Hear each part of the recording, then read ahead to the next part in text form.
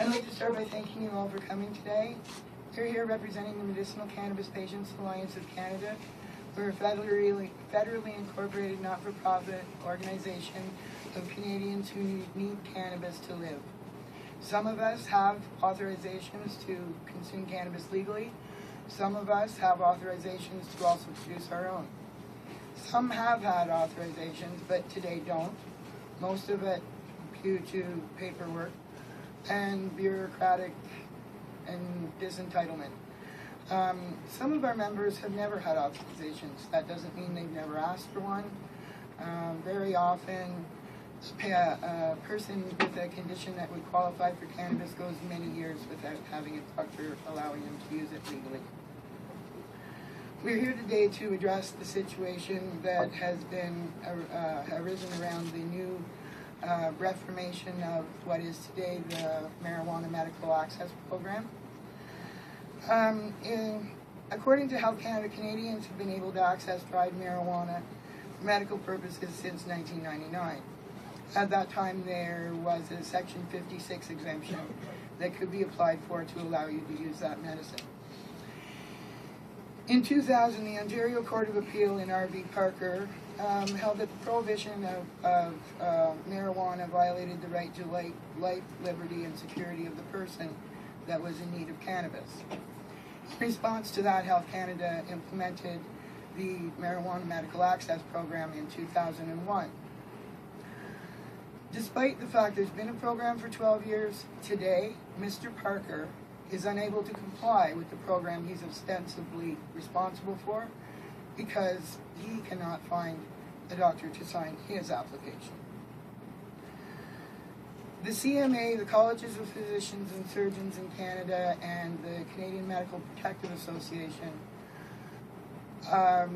advise against doctors prescribing or recommending cannabis to their patients because they don't know dosage levels, the effect, or any of the side effects.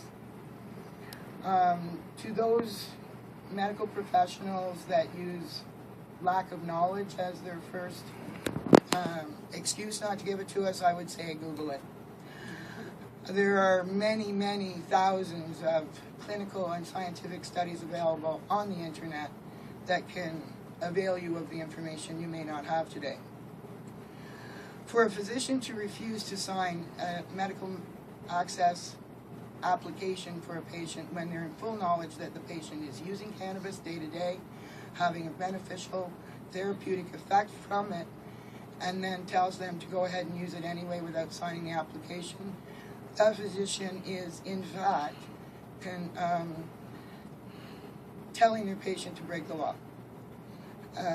Whereas if they could sign the form and make them legal, it would be better for the patient, for their family, and for all of us.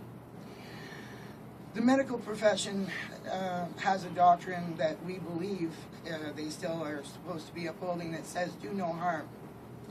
If they were to do no harm, they would not be counseling their patients to break the law. They would not be ignoring the need that they have for a natural, non-toxic mediation of their symptoms.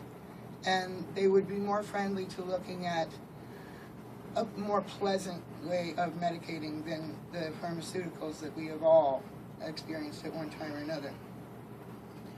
In 2002, Health Canada reports 477 individuals authorized to possess marijuana for medical purposes.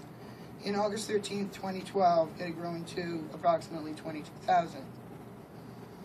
By their own admission in a study in 2011, they released a publication that stated that 10.7% of Canadians over the age of 15 consumed cannabis in 2010. That would equate to 3 million Canadians. In December of 2010, 6,666 of us were doing it legally. That leaves a huge amount of Canadians that are going to be filling those corporate prisons we are so anxious to build across the country.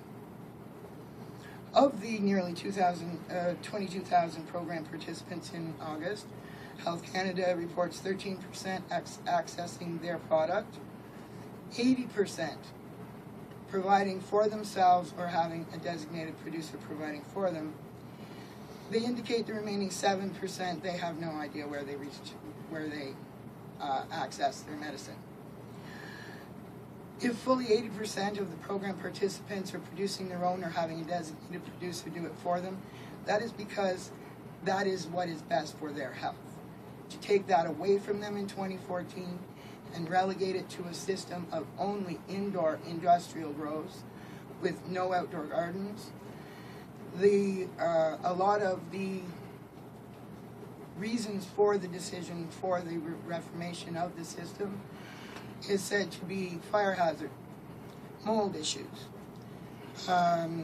air exchange problems, pesticide issues, indoor problems.